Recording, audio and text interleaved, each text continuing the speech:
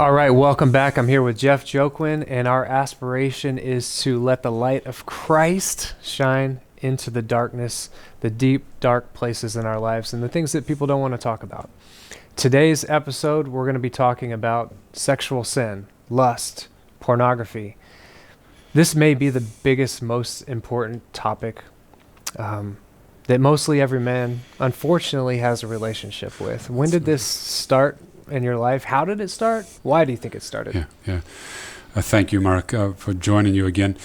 At the age of 11 years old, my friend and I, we were at a baseball tournament, and the tournament was over, and on, I think it was Saturday afternoon, we went to his house with my parents and with his parents, and we had a great cookout that day. Wonderful, went in the pool, and, a lot of. My parents went home, and I was going to sleep over the house. About an hour later, his parents left to go do some grocery shopping or whatever it was they were going to do. So all it was my friend, his sister, and I alone in his house. And his question to me was, do you like movies? And I'm 11 years old at that point in time. Who doesn't like movies? Yeah. I love movies. I'm thinking that we're going to watch some sort of Disney movie or something. And all of a sudden he said, okay, no problem. And I'll never forget this. He walked to the corner of the living room, reached behind the grandfather clock where his father thought he was hiding his pornography collection, and pulled out an old VHS tape. Walked over to the VHS player, plugged it in, and it was hardcore pornography. And I can tell you, Mark, at 11 years old, you're just not ready for that, No.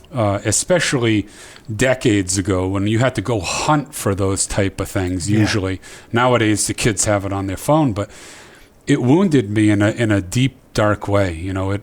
It robbed me of my innocence. I did not know what I was watching. And it really, quite frankly, robbed me of my innocence. And, that was at the age of 11. And dare I say, I've been blessed to be in men's ministry for the last 15 years. Sexual sin and pornography is something that affects 11 out of 10 men, and that's not a misquote. And I say that because, we don't need to be prudish here, okay? But if our Lord and Savior is he who guides us in the way of truth and life, is any indication of whether or not we have trouble with the sin, then let his words of he who has, he who looks upon another woman lustfully has committed adultery in his own heart with her. Yeah. That's the sixth commandment. Yeah. Every time we look at another woman, including our spouse. Yeah. So I started at the age of 11, unfortunately, with my problem. And my problem continues to today, 52 years old. Yeah, and let's go off on that topic of your spouse, right? Sure. So something that started at 11 years old, and by the way, when I hear these stories, and I have a similar story in my own life of an early age, about 8th grade, and it was at a friend's house. He had an older brother. It was all the same stuff, seeing something on the internet that I had no idea I was going to see that day, and I can still remember. Sure. And these deep wounds that take place, how would you say that affected your relationship with your spouse? What's been her role in helping you with that? Does she know these things? Yeah, very good question, Mark. Yeah.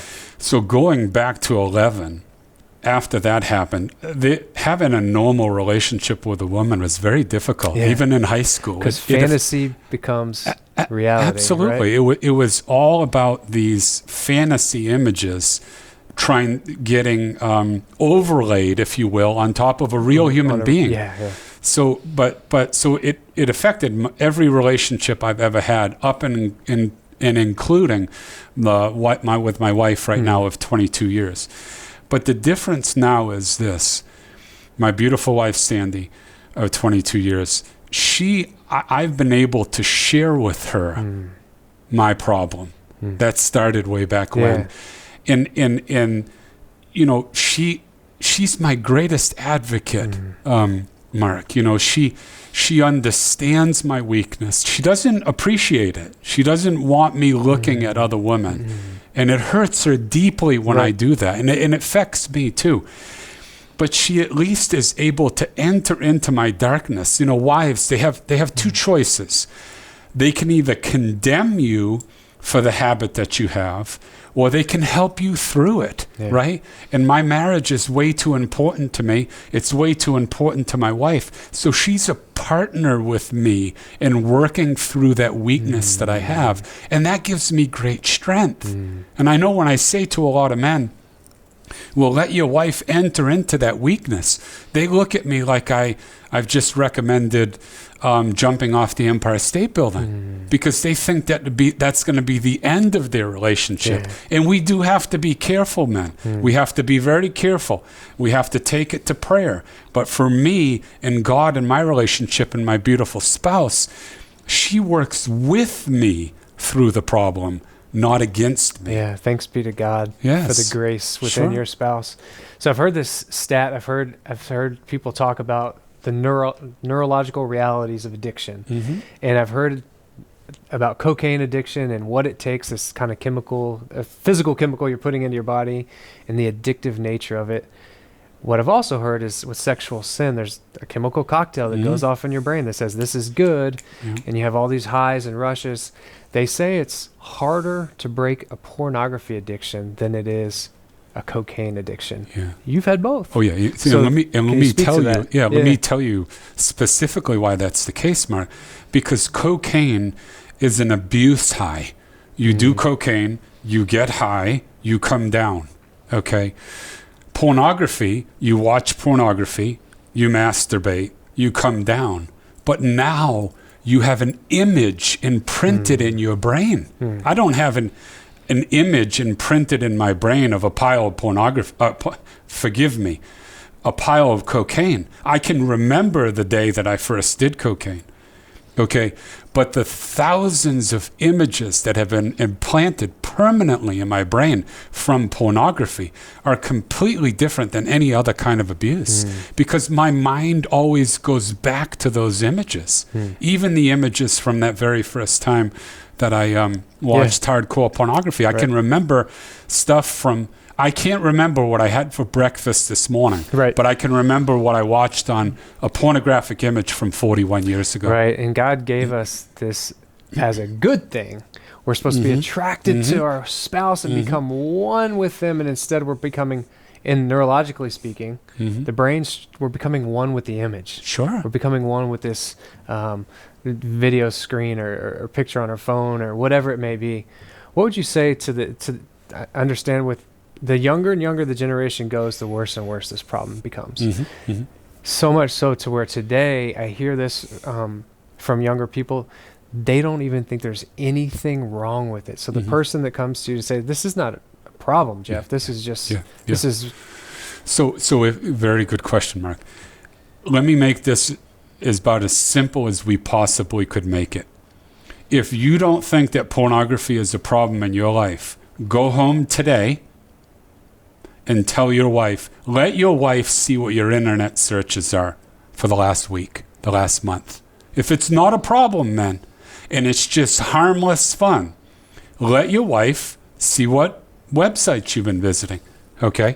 And if she has the same opinion as you do, that it's not that big a deal, then both of you are going to need help. Because, Mark, it's the objective. I'm no prude, guys. Listen, I consider myself, I try to consider myself a man's man. I've made every mistake in the world twice, and some of them 3 times. Women are beautiful, okay? And the unitive nature of a marital relationship, there's nothing better. I love my wife beyond measure. But men, when you look at another woman and you objectify her, it affects every relationship that you have, whether with your current spouse, your future spouse, your current girlfriend, your future girlfriend. It affects it because you're looking at an unrealistic image and overlaying it on a human being. So we've brought up the topic, and we've talked about the past and the history. Setting captives free. What advice would you give the audience spiritually and also professionally if they're struggling in this issue? Professional. Let me start professionally, okay? I have a daughter who's going to be 19 next week. Next Monday, she turns 19. Before we let her get a smartphone, when she graduated 8th grade, we put Net Nanny on her phone. And our agreement with her is that net nanny is going to stay on your phone, or we're not giving you a phone. Right. Net nanny is a software. It's an application, man, that you can put on your phone, you can put on your computer, you can put it on any technological device that you have. And basically, it prevents you from visiting these particular websites. Okay? That's the first step. The second step, men, is that those net nanny, that software, you can actually have an accountability partner that you can infuse into the application, so that when you go to a website that you're not supposed to go to, it lets your accountability partner know. Mark could be my accountability partner. My brother Mark could be a accountability partner, or your spouse could be your accountability partner. So protect yourself with the technology that's available to combat the technology that's trying to get to you. I like how you talked about your 19-year-old. Giving our children technology without rules and regulations in place would be like letting them drive your car without going to driver's ed, no stoplights, no red lights, no speed limits. Sure. Just go. Yeah, and everyone's going to crash, and there's going to be death. Give them a pet rattlesnake before you give them a phone without protection on it. And then the same is true for ourselves. Sure. If we're honest with ourselves. Sure. So we put these checks and balances with our own technology. Yeah, I got net nanny, guys, just so we're straight. I got net nanny to protect my daughter from pornography, but I got net nanny to protect me from it. Who am I kidding? I'm not, that's let us not kid ourselves. But again, I look at you, man. I understand the issue of sexual impurity, and I understand that a lot of times this is a progressive activity, and it gets worse and worse and worse. And I have friends that are addicted to pornography, and there are resources that are available for men that get themselves in that position. And I would recommend a program called Reclaim Sexual Health. You can go to it, reclaimsexualhealth.com. And it's an anonymous program you do online. You can do it by yourself or in a group of people. We did this program at my house with 12 other men and 2 priests. Yeah. Okay? We did that program at my house. And it was a deep dive into the real chemical, addictions and whatnot. So Net Nanny and Covenant Eyes, great. Yep. For the technology on your devices. And then if it's gotten to a point where it's habitual, then Reclaim Sexual Health is a great option. And if not, Google. But gentlemen, I will tell you this. You can have all the technology you want, Net Nanny, the good technology. You can have all the programs that you want. But until you get down on your knees on a regular basis and beg the God of the universe that, Lord, when I look at another woman, help me to see your mother. Until you can process that and do that once an hour, once a day, the healing is never going to come. John Paul II has this quote I love. He says, every man's heart, and I stress, every man's heart is a battlefield between lust and love. It's a fine line between the two, and we have to fight that battle within our own hearts. I'll kind of close with this. Back to those 7 steps of That Man Is You. Step 1 is honor your wedding vows, right? That not just, it's one thing to try to get out of sin. That's step 1. But taking it the next step further, yes, we don't want to objectify women, objectify our spouses.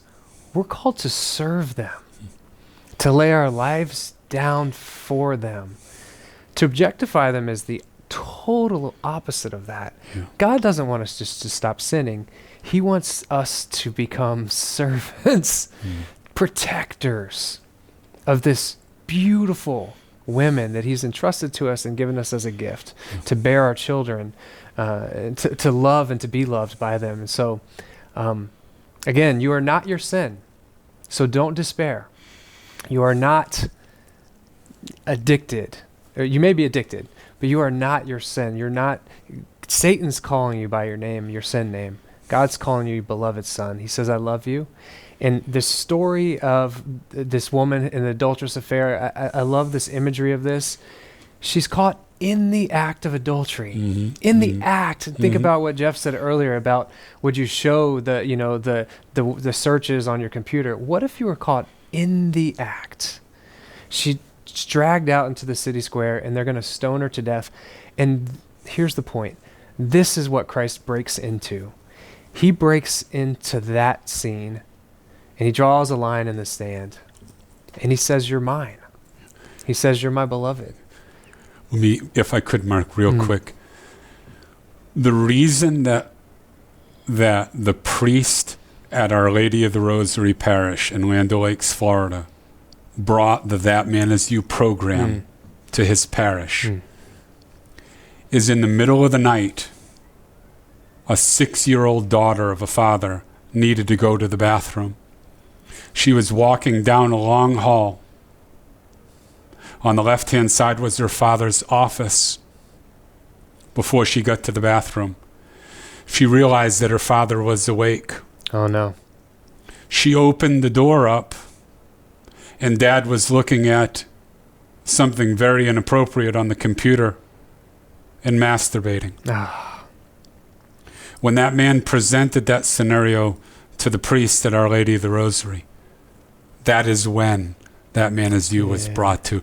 So sometimes it takes those very difficult situations for that poor young girl that had to see her father do that. But think of the great light that's been entered into the darkness of pornography because of that. And Christ breaks into that and says, I forgive you. But then the thing that a lot of people forget about the second half of the sentence, and he says, now go and sin no more. Sure. Neither do I condemn you. And so I think that's our message of freedom as well, is it's not condemnation. Christ never speaks to you in condemning terms. He speaks to you in love. He speaks to you with a challenge and conversion. Go and sin no more. We'll see you next time.